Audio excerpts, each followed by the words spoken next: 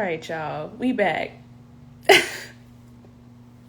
It's raining over where I'm at, so the Wi-Fi, I guess, is being real funny today, but and still I rise. So welcome back to Care for the Culture. Once Callie gets back in here, we're gonna keep our conversation going. But as a recap, we have been talking about as therapists, as clinicians, the fatigue that we've been experiencing, the COVID fatigue specifically, and what we would need for support in this time. So let's get her going. And thank y'all for bearing with me, with us, as we figure this thing out. Hey, girl. So what had happened was, well, what I think has happened is the rain is like playing with my Wi-Fi. So, It got real loud all of a sudden, and then we went out. So that sounds about right. okay. Well, in any case, you see, fatigue, because I got to see people virtually and then be troubleshooting when stuff wants to fall apart. Okay. I'm tired. I'm tired of dealing Right. with Wi-Fi and all of her friends. Anyways. What I was saying before I was so rudely interrupted was Yes. that I would feel very supported here and now by having the financial support around me being Absolutely. able to take a real step back for a while. Yes.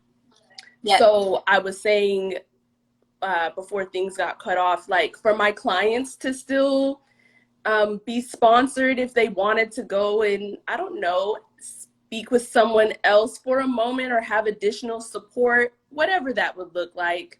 Yes. Financial support for me. So literally, like, I could still have my lights on and my rent paid while I take time to regroup and rest. Absolutely. That would feel incredibly supportive to me. And Girl, I yes. really wish that there was a structure that could make that real. And I'm sure there's something, but here and now, I don't have that. Yes. So I think that's what would Absolutely. support would look like for me. Mm-hmm. Absolutely. I totally agree with that. I think there is a privilege in being a business owner and being able to make your own schedule. But what I often remind people or inform people of is like, if I'm not working, especially in a service-based business, no money's coming in.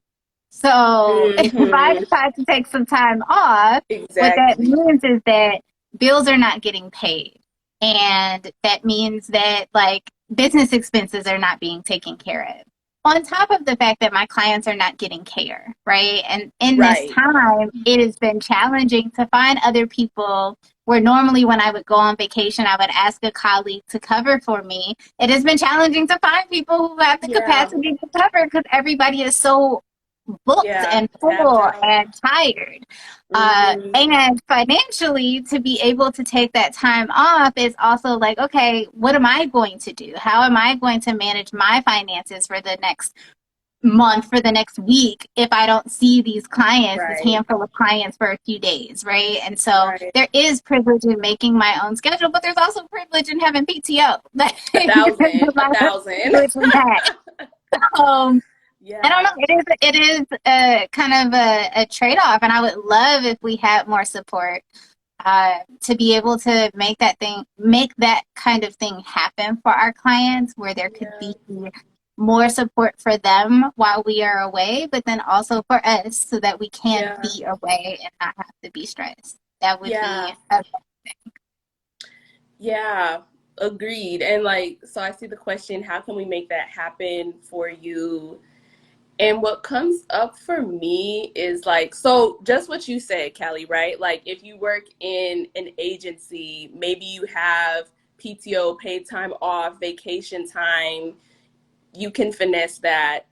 Um, and so it just makes me think about how, again, there, at least to my knowledge, there aren't real structures for someone in private practice besides you just having the level of income that allows you to take a big break or something like that. I do have some clients, right, who are supported through funding from other community-based organizations, right? And I Absolutely. really love when folks come in with that because it creates such a like it just adds some security and safety. And I think maybe even on the therapist end, that would be really cool to like, I don't know, have community grants of like you get to take a sabbatical for a week, Oh, a girl. month, I Yeah. don't know. Um, Yes. right? But for real, it does make me realize like the community care piece because I think even to your point of I want to take a break, who is going to support my clients in the meantime? If folks weren't so tired, we'd be able to like step in a different kind of way. So Absolutely. I just see again structurally on all these different levels how things would need to shift. And I don't have all those answers, but I think it would have to, I imagine it would have to be through the support of community care and resources and Absolutely. mm-hmm. Yeah. I think Or on all of those levels. Yeah. yeah. I was gonna say if somebody out there knows something that I don't, please put me Let us know. on. Let us know. We're Right. figuring it out. I hope Uh, I'm just ignorant and there is something out there because I'm yeah. looking. I'm looking for it. Right. Well, I haven't heard anything in any of these therapy streets, so I don't know that it's there, or at Right. least it's not getting the marketing it deserves, right? If it is out there. So Right. definitely want to look into more of what that looks like. But also, I mean, I think it speaks to maybe something that we have to think about in private practice as Mm, clinicians, as specifically in helping professions, like how do you structure your business in such a way, your practice in such a way that it allows for you to take time off and not be ooh, worried so much, mm, right? What does mm-hmm. it look like to create connections with folks and enough connections that way you can reach out to one or two people and see who can cover while you are away? What does it look like to have the financial savings or whatever it is that's needed in order to do that? Uh, and it Mm-hmm. speaks to this idea of like, what are we doing? How do we figure out even how to support one another? What does community care look like in the therapy world with other therapists? And how do we start to Mm-hmm. build that for ourselves in such a way? Yeah. Because Yeah. I think outside of like donating money, I don't know that the rest of the community can do so much for us being able to, right, show up, because some of it is like, who's going to take care of the clients? Some of it is who's going Mm-hmm. to make sure that this business is still sustainable while I'm Mm-hmm. away for a couple weeks or whatever the timeline is that I need. So I think some of it is maybe these thoughts that we need to, and conversations we need to start having around how do we then build support within the therapy community. I think that's really important.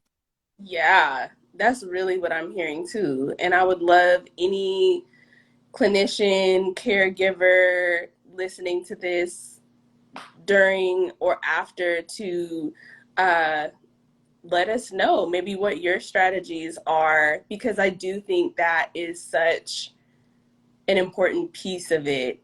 It does make me think of like group practice and how some Absolutely. folks, manage that way. Have you ever been a part of a group practice actually?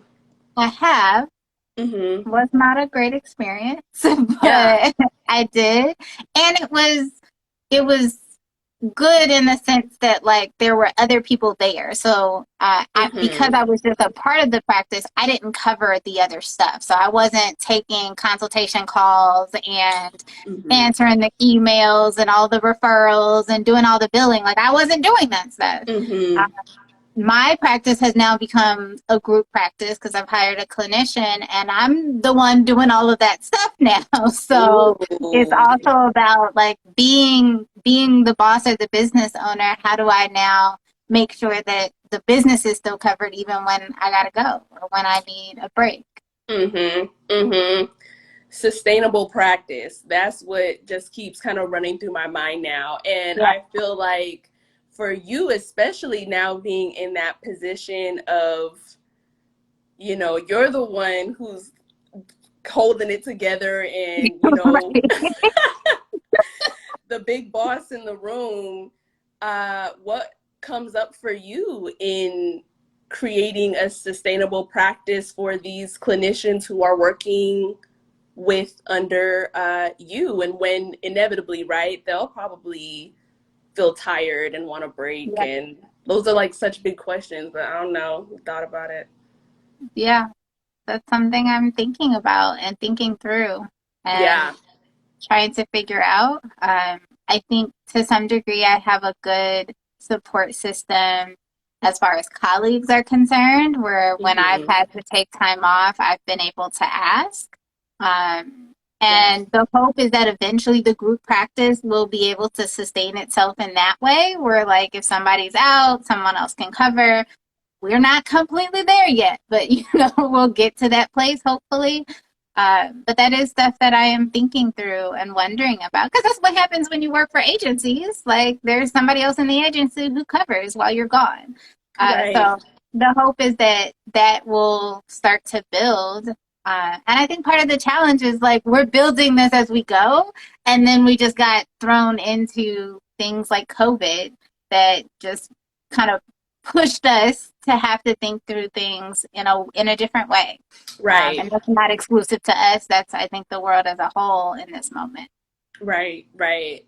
And I think on top of us at least being a part of a generation of therapists that is wanting to do things differently, I feel like before and especially now after COVID, Right. of again wanting to make things so that either like burnout doesn't have to happen as Sure. hard or as often, or to figure out, even before a clinician gets there, like how do we make this practice set up in a way that allows us all to be, again, thriving long term. And the Absolutely. therapist burnout, yeah, seems to constantly kind of be a stuck point that everyone gets to. And I feel like, um, again, there's just so many things that we might have to like get creative with or think differently about, think very differently than the generation of therapists before us, and even the ways that we've seen Absolutely. business practice and the models that Yes. are most obvious to us. Because I think about that a lot. I'm not yet working with someone in that way in my private practice, but I do have an assistant, and it was so important to me to be showing up in a way that was sustainable, that was different, that would leave my assistant feeling different than how I felt whenever I was, Right. having to work underneath someone, right? So Yes. a lot of questions, Yeah. but I think Yeah. important questions, even without having answers just yet. Yeah. Yeah, that's something I think and we had this conversation because I basically interviewed you to figure out some things, but just asking questions and getting a feel for what people's experiences are and being able to combat some of the experiences that were not so good. But one thing that was really important to me too, like, I gifted her a journal and like a therapist journal and a self-care subscription for like a meditation app. And it was Mm-hmm. something that I was like, as a boss, as someone who is bringing somebody on as an employer, like, it's important to me that you also have access to tools. Yeah. And so I'm going to provide you with the tools. How you choose to utilize them or what you do with them then becomes your own practice. But how do I Mm-hmm. then maybe create space for that and provide access? And that was something that's really important. That was really important to me and will continue to be important to me moving forward, is like, how do I build that into even just you coming on board? What does this look like? Right. And having those very open and honest dialogues about checking in and how are you feeling and how is this Yeah. going and what are the needs, without becoming the therapist in that space, still being in a Right. supervisory role. But I think it's a balance because, like you said, we didn't get the guidance on how to do that very well. Right. People just told us take care of yourself and like self care, but they didn't necessarily show us how to or provide us with access to resources in order to do so. And that's something Exactly. I'm seeing is shifting a little bit, even in the corporate world. Being someone who does more like corporate wellness stuff, they're Mm-hmm. calling. These organizations are reaching out for assistance to do a workshop or to run a yoga class or whatever the case may be for these employees who are in these helping professions to have more support. So I think it's happening, but maybe not to the extent that we could use in this moment, but we're Yeah. moving. We're moving. Yeah. Doing the best we can. Yeah, we are. And I am hopeful that there are maybe outside of our field, there are um, other careers that have maybe figured this thing out of Mm, what those tools and what access really looks like. But figuring out, better or more aligned ways of showing up as a clinician, as a business right. owner. Those feel like lifelong journeys, and I'm with that. Absolutely. Absolutely. um, but I really do love the way that you are already doing different, like with your employees. And like, I really love that subscription idea. Such a great one. And the continuous check ins, that's something with my assistant. Every month we check in, and I'm always asking for feedback and how are you Mm, feeling and what is the yeah. support that you need in this moment. Can I offer you any tools for whatever you need to both do the work that I'm asking for you to do and live your best life. Right. So yeah, figuring it out along the way and together. And I think us having these kind of conversations is part of that. Like, I'm really stuck on the journal and subscription idea because I'm like, oh, that's something that I might do in the future to Yeah. really, again, offer tools and care for folks coming in. So I love Yeah. that. Yeah. Thank you. Yeah. As we come to a close, because this always feels like it goes really fast, I'm wondering what is it that I guess you're doing for yourself to be more sustainable in Ooh. this moment? Ooh. Right now, I am maintaining and being mindful of my pace towards growth. Mm, yeah. I'm taking care of myself by being mindful of my capacity here and now.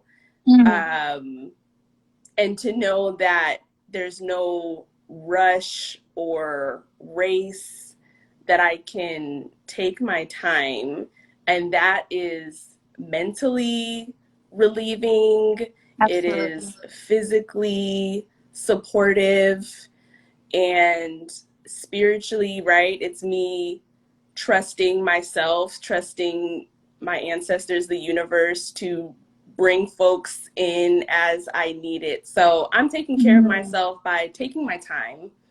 By taking my I time. love that. I love Yeah, that. thank you. Yeah. And for you, how are you taking care of you and making this thing sustainable? Um, Still keeping things off of my plate. I closed my books for the remainder of the year as far as taking on workshops is concerned. We Mm. are now scheduling for 2022 Oh, and have been since September. yes. The last quarter of the year, I was like, I'm not doing any more workshops. Mm. Wanting to really just take some time to rest, especially as we move into this end of this season. Um, and I am amping up my care team. So Ooh. I have decided, even though I feel like I'm in a place where I could maybe decrease therapy to bi-weekly, I have chosen to stay weekly because the additional support feels good. I am Mm-hmm. working with a Reiki practitioner on a weekly basis, and I Word. started doing acupuncture once a week because all of these things are really important for my care mentally, physically, spiritually, literally all of those things. And so just making Yeah. sure that I am in care with other people so that I'm also Mm. getting the support that I need. Because Yeah. I can't do it all by myself or I can't provide it to myself. Sometimes I need to just go lay on somebody else's table and let them do the work. Uh, Literally. literally. So that is how I am keeping this as sustainable as possible in this moment. So as I decrease my workload, increasing my care load, and allowing myself to just indulge for a little bit because it's been a rough couple of years. Yeah. Yeah. Yeah. Well, keep doing what you're doing. I'm gonna keep doing what I'm doing, and the with the hope that right we can all be poured back into, and when Absolutely. ready, are then again in a position to like support person next to us who needs the break. You know what, I haven't said it, but I've been thinking this whole time of like, you know how birds fly in a V, and there's Yeah. like this whole strategy of like the person in front when the bird in front, when they get tired, they go to the back and somebody else steps in, and Yeah. something like that. I would love something like that of, eventually we have this technique of like we can lean on each other for those sorts of Mhm. things. So I care love that. team, love that. Yeah. All Yeah. right, y'all. Well, thank you for tapping. Oh, any announcements actually before we get out of here? Anything to Um, share? I don't have any announcements. I'm chilling. Ah, Y'all be gentle with yourselves. And we'll see you next month. That's my announcement. period, period. I love that. You better lead by example. Announcements for me on the 1st, if you are in LA County, there's going to be an incredible event on November 1st. I'm going to be partnering with a Black people of color owned business called Latois Apothecary. They're going to be having a night of wellness and wine at a Black owned wine bar in Inglewood. So yes, come through for that if you're interested. And November 13th as well. If you're in LA County and woman identified, there's a really awesome women's retreat that's happening, and I can give y'all more information on that too. So come through, check out the Well Healing as per usual. And other than that, thank y'all so much for dropping in with us and for dealing with this moody ass Wi-Fi. Big love. All the things. It was good seeing you. Good to see you too. See y'all next month. Bye. Bye.